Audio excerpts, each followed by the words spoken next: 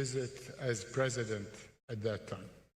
And this week, the presence of His Royal Highness Prince Mohammed bin Salman bin Abdulaziz Al Saud, Crown Prince and Prime Minister here in Washington, and the outcomes of this visit, which we have started seeing yesterday and will continue today, demonstrates in no uncertain terms the strength of the Saudi-US partnership and our shared ambition. Of course, the state visit builds on President Trump's own second state visit to the kingdom last May, when again he chose the kingdom to be his first official visit, and that visit, as mentioned, ushered in major investments in technology commitments, setting the stage for this year, 2025, as a milestone year for growth in our economic cooperation, which will be and is being reflected here in this forum. Today, we will also witness, again, the launch of groundbreaking business agreements worth hundreds of billions of dollars, further underscoring the strength of our partnership and shared ambition. Ladies and gentlemen, we have an exciting program for you today, featuring plenaries, panels, workshops, and roundtables under the theme Leadership for Growth. Leadership for Growth. We will also be honored by the attendance, talking about leadership, by the leadership of our two countries, His Royal Highness the Crown Prince and the Honorable President of the United States will grace this event with keynote addresses by 12 o'clock today, and I'm sure everybody is excited to hear from our leaders. Their participation demonstrates the importance both leaders place in this gathering and underscored our shared commitment to exploring opportunities, deepening collaboration, and realizing the full potential for the private sector present today.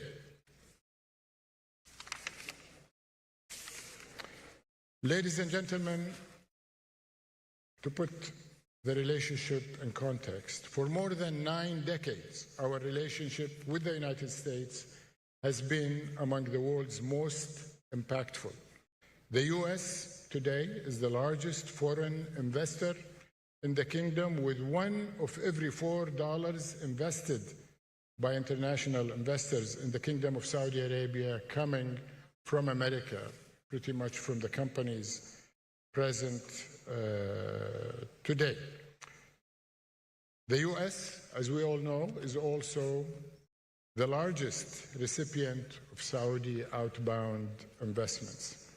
Yesterday, at the White House, we witnessed the signing of a set of strategic G2G agreements across several verticals, including defense, AI, and the supply chains of minerals and critical metals, amongst others. We also took an important step forward with the U.S.-Saudi strategic framework on investment acceleration, a mechanism that supports timely investment approvals between our two countries. And while energy, and the first session after the opening will be about energy, has anchored our economic partnership and continues indeed to be key, the Kingdom's investments landscape has dramatically broadened under Vision 2030. Opportunities in Saudi Arabia now span AI and technology, banking and finance, defense and aerospace, healthcare and education, sectors shaping both today's growth and tomorrow's transformative breakthroughs. At the same time, we fully recognize the depth and scale of this market in the U.S., the largest and most dynamic in the world.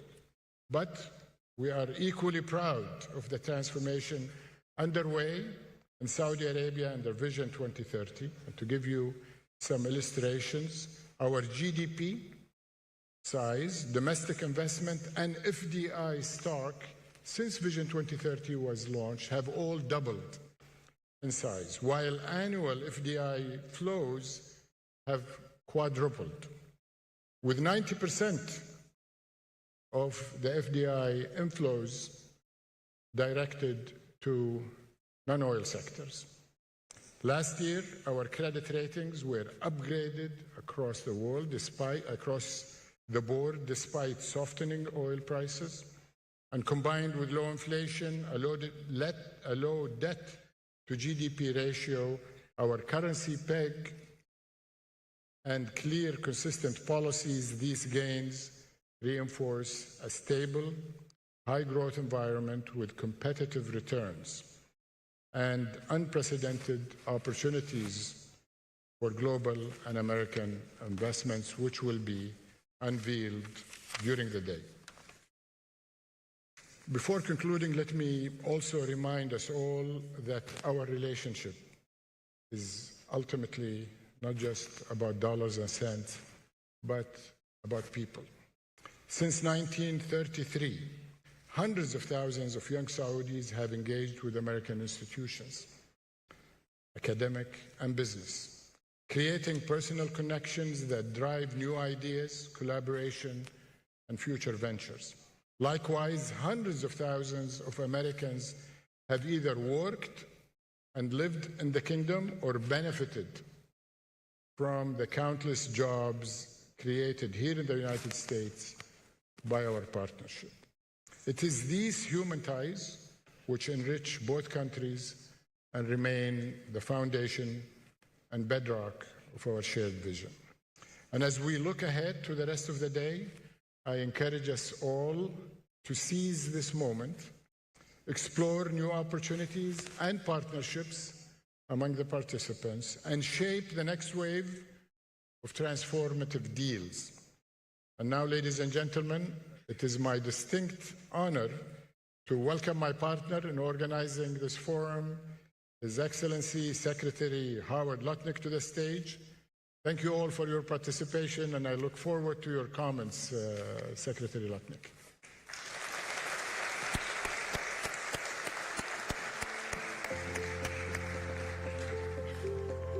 Thank you.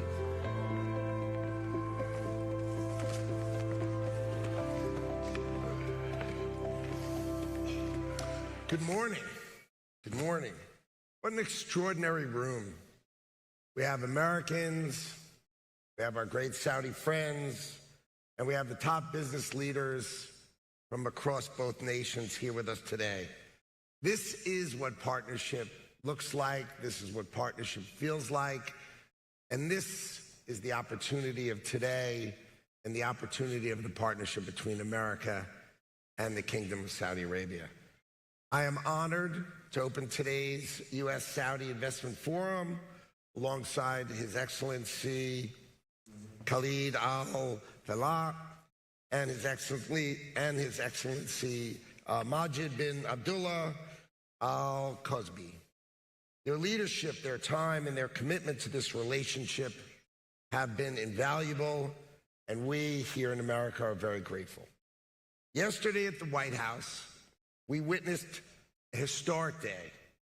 Following up on our momentous announcements from earlier this year, President Trump secured yet again another series of groundbreaking deals and investment commitments with the Kingdom of Saudi Arabia. To put that in perspective, the U.S.-Saudi strategic relationship has been growing stronger and stronger for 9 decades, ever since King Abdulaziz Al Saud and President Franklin Delano Roosevelt met on the USS Quincy those decades ago. And today, under President Trump, our deal maker in chief, we are elevating that relationship to heights never seen before. Back in May, the president secured $600 billion in Saudi commitments to invest in the United States, along with $142 billion in defense and security cooperation. That was, at the time, the largest defense sales agreement in history. Under President Trump, our relationship with Saudi Arabia has never been stronger, and you heard yesterday that number grew to the incredible $1 trillion. Amazing. But during the visit, the President and the Crown Prince took another major step forward, negotiating new agreements in defense, AI, energy, and critical minerals, to name just a few. There are deals that will deliver enormous value for both America, American companies, and Saudi businesses together. What we celebrated yesterday at the White House and what we're celebrating today at the Kennedy Center are historic days. It represents a new golden era of partnership between our great countries. Now let's take a step back and talk about what this actually means to the American people. These aren't abstract announcements. These are real investments that create real jobs across our country. They deploy American innovation, they build prosperity, and they strengthen our nation's security. This is clear commitment to deeper economic ties that are grounded in trade, they are grounded in investment, and they are grounded in American innovation. We are pursuing a strategy of reciprocal trade and strategic investment. At the Department of Commerce, we're helping America and Saudi firms connect, partner, and grow. And with our investment accelerator at the Department of Commerce, we are going to help you invest more quickly. If you want to invest in the future of technology, if you're building AI, if you want to invest in the cloud, semiconductors, and the digital economy, America is leading the way, and it is open for business. If you want to secure access to critical minerals, if you want more resilient supply chains, we want to partner with countries like Saudi Arabia to make sure the global supply chain is secure and to make that happen. Under President Trump, we've transformed America's critical mineral industry. We've used the Defense Production Act to cut through bureaucracy, secure mineral deals, and the minerals necessary to protect our high-tech industries and, of course, our national security. Saudi Arabia has agreed to be a key partner in that effort, and we have unprecedented investment across both our countries to help make sure that happens. The President emphasized yesterday civilian nuclear energy, and it's going to be central to our long-term economic strength. The agreements finalized yesterday open the door for U.S. companies to lead globally in innovation, in safety, and in deployment. And nuclear companies are ready to partner with the kingdom to help achieve mutual energy independence and diversification. The truth is simple. Saudi Arabia has the potential to become the most modern, fastest-growing nation in the Middle East. And American innovation, which is the best in the world, is here to help make that a reality. None of this happens without you, companies in this room. You are the engine. You are the reason this relationship keeps accelerating forward. We work together. The opportunity that is in front of us will lead us to prosperity and that golden age. With our president, the Crown Prince, and all of us in this government on both sides, we are committed to supporting your businesses every step of the way. So I want to thank you all. I want to open this great forum, and I wish you great success working together and leading both our countries forward. Thank you.